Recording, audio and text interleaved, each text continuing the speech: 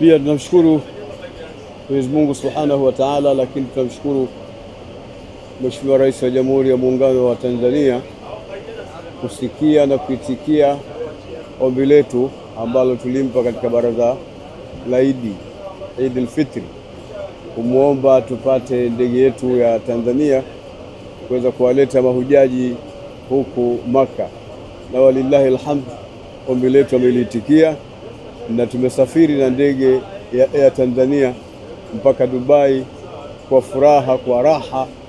Tukashukuru sana, tunamwombea Mungu Mheshimiwa Rais wa Jamhuri ya Muungano wa Tanzania kwa heshima kubwa aliyoifanya, na tunaendelea kumuomba mwakani insha Allah Taala tuweze kupata ndege hii ije moja kwa moja mpaka katika mawanja ya Jeddah kwa ajili ya mahujaji.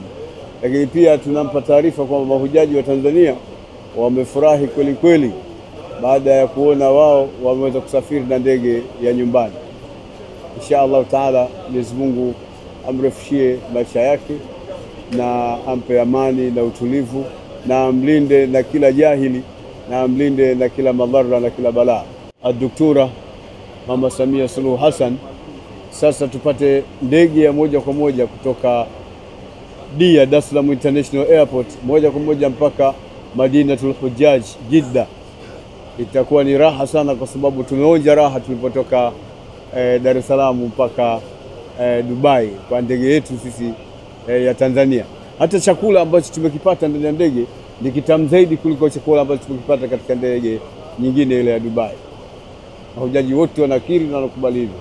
Tunamwomba Mwenyezi Mungu Subhanahu wa Ta'ala ampe taufiki mama aweze kutengeneza mapema kwa watu wake wa shirika la ndege pamoja na waziri husika kuweza kupata kibali cha kuweza kuingia ndege huku Jeddah, ili mahujaji wa Tanzania waje moja kwa moja bila ya taabu yoyote.